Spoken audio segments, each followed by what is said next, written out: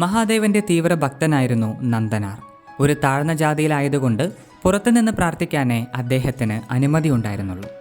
ഒരു ദിവസം ഭക്തിയുടെ മൂർച്ചയിൽ ക്ഷേത്രത്തിലേക്ക് പ്രവേശിക്കാൻ തയ്യാറായപ്പോൾ അവിടെ ഉണ്ടായിരുന്ന നമ്പൂതിരി അതിനെ വിലക്കി. ആ ദിവസം രാത്രി തന്നെ നമ്പൂതിരിയുടെ സ്വപ്നത്തിൽ ശിവഗണങ്ങൾ പ്രത്യക്ഷമാവുകയും നന്ദനാരൻ്റെ ദർശനം ഇനി നിഷേധിച്ചാൽ ശിക്ഷ അനുഭവിക്കേണ്ടി വരുമെന്നും മുന്നറിയിപ്പ് നൽകി. ശിവനോടുള്ള ഭക്തി ആത്മാർത്ഥമാണോ എങ്കിൽ ശിവഗണങ്ങൾ നിങ്ങളുടെ സംരക്ഷണം സ്വയം ഏറ്റെടുക്കുന്നതാണ്.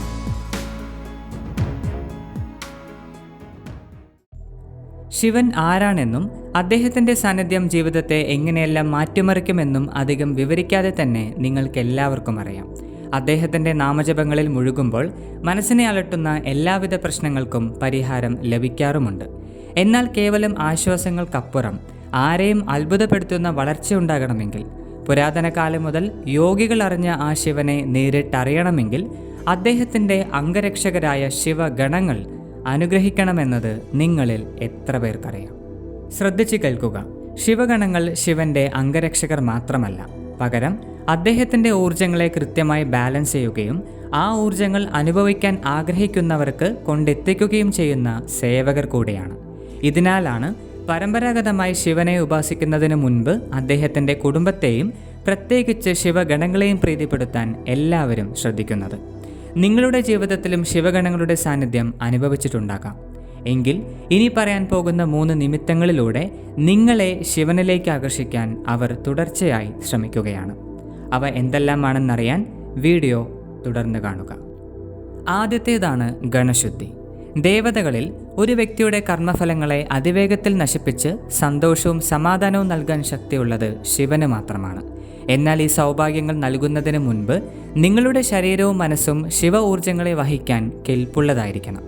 ഇതിനെയാണ് കർമ്മശുദ്ധി എന്ന് പറയുക. ഇനി അഥവാ നിങ്ങൾക്ക് ഈ ശുദ്ധി ഇല്ലെങ്കിൽ അത് നൽകാൻ വേണ്ടിയായിരിക്കും ആദ്യമായി ശിവഗണങ്ങൾ ജീവിതത്തിൽ പ്രവേശിക്കുന്നത്. ഇതിനാലാണ് ശിവനെ ആരാധിക്കാൻ തുടങ്ങി ഏതാനും ദിവസങ്ങൾക്കുള്ളിൽ വീട്ടിൽ നിന്നും സൗഹൃദങ്ങളിൽ നിന്നും സമൂഹത്തിൽ നിന്നും ഒറ്റപ്പെടൽ അനുഭവിക്കുന്നത്. ബാഹ്യലോകത്തിൻ്റെ മായയിൽ നിന്ന് നിങ്ങളെ അകറ്റാനും ശിവന്റെ ഏറ്റവും വലിയ ഗുണങ്ങളിലൊന്നായ വിരക്തി മനസ്സിൽ ജനിക്കാനുമാണ് ഇത്തരമൊരു പ്യൂരിഫിക്കേഷൻ പ്രോസസ്സ് ശിവഗണങ്ങൾ നിർവഹിക്കുന്നത്. ഒന്നോർത്തു നോക്കിയാൽ ഇങ്ങനെ സംഭവിച്ച ഒറ്റപ്പെടുത്തലുകളാണ് നിങ്ങളെ ശക്തരാക്കിയിരിക്കുന്നത്.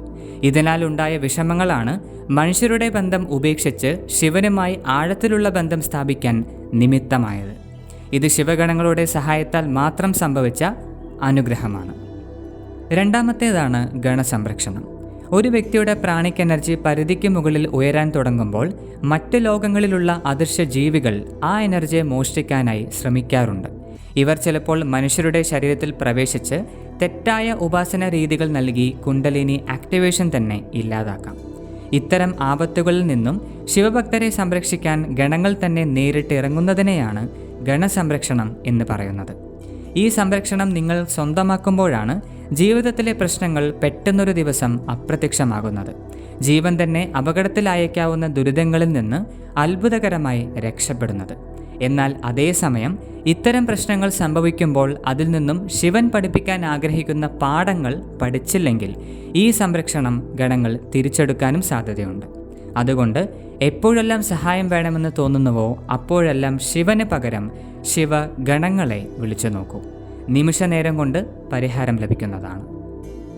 അവസാനത്തേതും 3 നിമിത്തങ്ങളിൽ ഏറ്റവും ഇൻട്രസ്റ്റിംഗുമായ നിമിത്തമാണ് ഗണപരീക്ഷ. ജീവിതത്തിലെ ഒരു ഘട്ടത്തിൽ നിന്നും അടുത്തതിലേക്ക് പോകുന്നതിന് മുൻപ് പ്രകൃതിയുടെ ഒരു പരീക്ഷണം വിജയിക്കേണ്ടതുണ്ട്. അതുപോലെ ശിവഗണങ്ങളിൽ നിന്നും സാക്ഷാൽ പരമേശ്വരനിലേക്ക് എത്തുന്നതിന് മുൻപും നിങ്ങളുടെ മനസ്സിനെയും ജ്ഞാനത്തെയും ഗണങ്ങൾ പരീക്ഷിക്കും. ഈ പരീക്ഷണം അവർ നടപ്പാക്കുന്ന രീതി തികച്ചും വിചിത്രമാണ്. എപ്പോഴെല്ലാം ശിവനോട് നിങ്ങൾ അടുക്കാൻ ശ്രമിക്കുന്നുവോ അപ്പോൾ തന്നെ ജീവിതത്തിലെ വെല്ലുവിളികൾ വർദ്ധിക്കും. ശാരീരിക പ്രശ്നങ്ങൾ ആരംഭിക്കും.